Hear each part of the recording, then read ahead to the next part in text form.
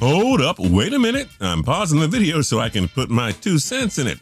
We just want to let you know about our friggin' awesome giveaway at the end of the month, where we'll be giving away $500 cash, not to 1, not to 2, but 3 lucky subscribers. Why? Because we like you. And we want to thank you, the fans of TPS, for making all of this possible. So what do you have to do? Well, to enter the contest, all you need to do is subscribe and then have your notifications on. And you've got to be a regular commenter throughout the month. So smash that bell, like our videos, and comment on our videos too. And if you're already subscribed and you have your likes and notifications on, then just like and comment, and you'll be automatically entered into the random draw. So now you know what to do. Good luck to all yins out there. Welcome back to TPS. Sports fans love a good underdog story. That's the beauty of sports. If the heavy favorites won every time, what would be the point of watching? Throughout NFL history, we've been treated to so many classic upsets and thrilling come-from-behind victories. So much for thinking the team was down and out of it, right? It's not over until it's over. Here are 10 times we thought an NFL team didn't stand a chance, and they still won the game. At TPS, we post videos every single day, so don't forget to click the subscribe button to subscribe. Then click the notification bell to be notified when we post a new video. A huge shout out to Bella for suggesting this video list. We hope you enjoy it. You know the drill. Let us know your thoughts in the comment section. You never know, we might make a video using one of your ideas. But we'll write it. Alex will write it. Somebody will read it. We'll see. Number 10, Seattle Seahawks, the Beast Quake game. The NFL world couldn't help but laugh when the Seattle Seahawks defeated the St. Louis Rams in Week 17 of the 2010 season to clinch the NFC West with a 7-9 record. To countless football fans and pundits, winning the NFC West in 2010 didn't mean much. The winner was just going to get crushed by the defending Super Bowl champion New Orleans Saints in the wild card round, or so we thought. The Saints went 11-5 in the regular season, including 6-2 on the road. They were 11th in scoring offense and 7th in scoring defense. Seattle ranked 23rd and 25th in those two categories, respectively. This was supposed to be a blowout for the New Orleans Saints, and it looked that way early on. The Saints jumped out to 10-0 and 17-7 leads, but Seattle rallied for 17 second quarter points to lead 24-17 at halftime.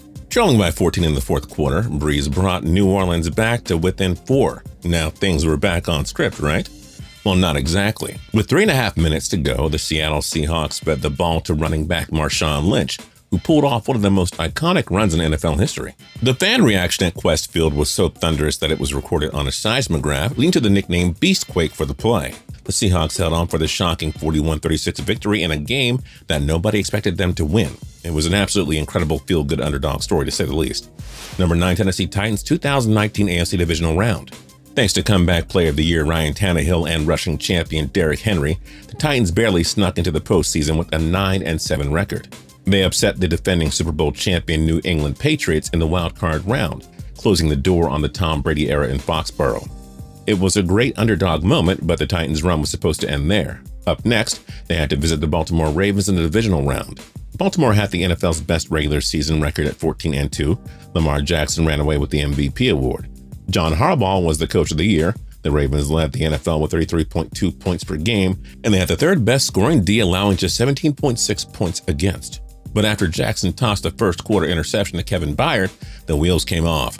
Ryan Tannehill tossed touchdowns to Jonnu Smith and Khalif Raymond to give Tennessee a 14-0 lead. Baltimore cut the deficit to 8 by halftime, but the Titans defense completely stymied the reigning MVP and the Ravens' round attack. A Henry to Corey Davis touchdown pass and another Tannehill rushing touchdown put the game out of reach in the second half.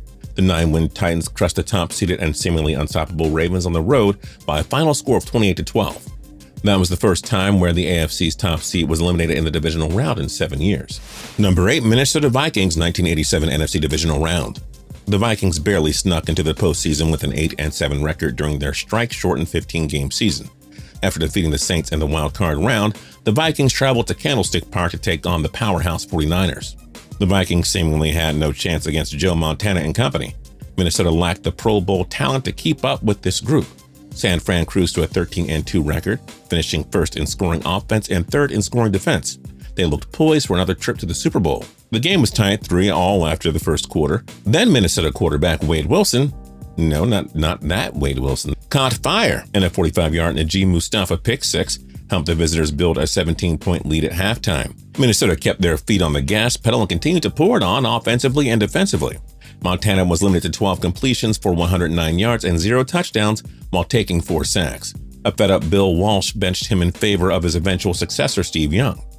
But it was too late. The 8-win Vikings escaped Candlestick Park with a franchise-defining and highly improbable 36-24 road win. They would lose to Washington in the NFC Championship game, but the victory in San Fran was rewarding enough. Number 7 Kansas City Chiefs, Super Bowl IV. Hank Stram's Kansas City Chiefs were massive 13-point underdogs against Bud Grant's powerhouse Minnesota Vikings in Super Bowl IV. Many led the NFL in scoring offense and defense. Led by quarterback Joe Kapp and the Purple People Eaters defense, the Vikings had a ridiculous plus 246-point differential. This was supposed to be a cakewalk victory for Minnesota, while Grant's Vikings were in for quite the surprise. This sloppy, mistake-filled game was largely affected by the muddy and rainy conditions at Tulane Stadium in New Orleans. The Vikings turned the ball over 5 times. Kapp threw 2 interceptions and was sacked on 3 occasions. Chiefs QB Len Dawson, meanwhile, performed efficiently with 12 completions on 17 pass attempts for 142 yards and a touchdown. Casey also dominated on the ground with 151 rushing yards on 42 carries. It was more than enough for a stunning and relatively easy 23-7 victory. Over a half-century later, the Vikings are still waiting for their first Super Bowl championship. The 1969 opportunity was, simply put, an opportunity lost for this franchise. Number 6 New England Patriots, Super Bowl 36. Even the most passionate and loyal New England Patriots fans had little hope that Tom Brady and Bill Belichick would get past the powerhouse St. Louis Rams in Super Bowl 36. The Rams, aka the greatest show on turf, were led by league MVP Kurt Warner, Offensive Player of the Year Marshall Faulk, and superstar receivers Isaac Bruce and Torrey Holt. Not to mention the Rams were also just 2 years removed from Super Bowl 34 title. St. Louis opened the game as 14-point favorites, but that didn't scare Belichick in the slightest. The defensive tactician confused the Rams with a mix of coverage plays, and the game flipped completely when Warner threw a 47-yard pick-six to Ty Law. The Rams trailed by 14 points in the fourth quarter, but a Warner touchdown run and 26-yard touchdown pass to Ricky Proehl erased the deficit. Brady took over at his own 17 with 1 minute 27 seconds to go, no timeouts. John Madden suggested the Patriots kneel and play for overtime, but the legend of Brady was born instead. He pieced together a surgical drive that allowed kicker Adam Vinatieri to play hero. Here comes one of greater importance if he makes it, and it's right down the pipe.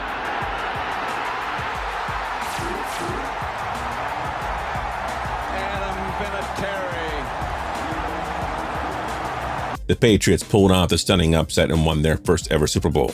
Little did anybody know at the time, but it was only the first of 6 for the franchise in the Brady-Belichick era. Number 5 Jacksonville Jaguars 1996 AFC Divisional Round. In just their second season of existence, the 1996 Jaguars qualified for the postseason with a 9-7 record.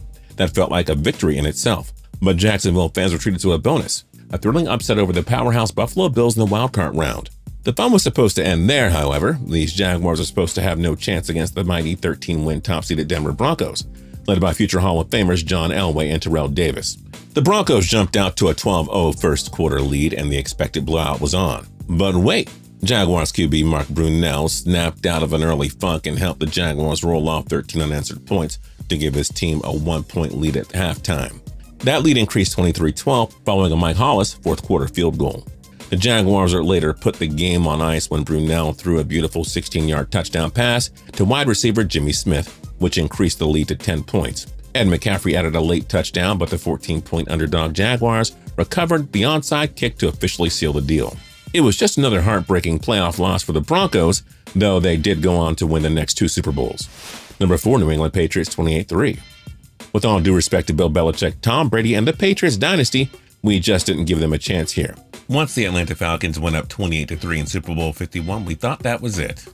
Simply not enough time for Tommy Terrific to complete the comeback. While Brady's resilience, Belichick's genius in-game adjustments, and the Falcons' mind-numbing mistakes and undisciplined play made the comeback possible. New England rallied for 25 unanswered points, including a pair of late touchdowns and 2-point conversions to force overtime. The Pats won the coin toss and got the ball first in the extra frame. Brady pieced together another signature drive that ended with a James White 2-yard rush, and the comeback was complete. Super Bowl ring number 5. Also, shout out to the Patriots D for shutting out MVP Matt Ryan and company in the final quarter and a half. That made the comeback possible. Number 3 Buffalo Bills, the comeback. With starter Jim Kelly injured, the Bills had no choice but to turn to backup Frank Reich for their 1992 AFC wildcard showdown against the Houston Oilers. And for nearly 3 quarters, the Bills appeared helpless. 4 Warren Moon touchdown passes and a Bubba McDowell pick six helped the Oilers build a seemingly insurmountable 35-3 third-quarter lead in front of a stunned Buffalo crowd. That's when Reich, the Maryland product who pulled off the greatest college football comeback ever in 1984 against the Miami Hurricanes, brought out that comeback magic again. Kenneth Davis began the comeback with a 1-yard run. Reich proceeded to throw 4 touchdown passes, 3 of them to Andre Reed to put Buffalo up by 3. The Oilers tied the game on a late field goal in the waning seconds to force overtime. In the extra frame, Warren Moon was picked off by Nate Odom. Steve Christie would boot the game-winning 32-yard field goal to help Buffalo pull off the comeback. To date, it's the largest comeback in NFL history. Hard to blame anyone for giving up on the Bills during this one. Number 2, New York Jets Super Bowl III. It felt like nonsense when Jets quarterback Joe Namath guaranteed his team would defeat the heavily favored Baltimore Colts in Super Bowl III. Baltimore, led by the legendary Don Shula and league MVP Earl Morrall, entered the game as huge 18-point favorites. But Webb's Eubanks defense kept the Colts' offensive juggernaut at bay the entire time. Morrall completed only 6 of 17 pass attempts for 71 yards and 3 interceptions. That prompted Shula to put in franchise icon Johnny Unitas, who didn't fare much better. The Colts only mustered 7 points. A Matt Snell rushing touchdown and 3 Jim Turner field goals were all the Jets needed to pull off the shocking and historic 16-7 upset for their first and only Super Bowl in franchise history. Hey, don't say Namath didn't warn you. We thought the Jets had no chance, but he guaranteed the victory and backed it up. And number 1, New York Giants Super Bowl 42. You all know this one.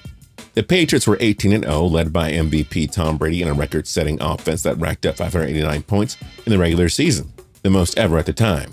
They were 12-point favorites against the New York Giants, whom the Pats had fittingly defeated in Week 17 to clinch the perfect 16-0 regular season.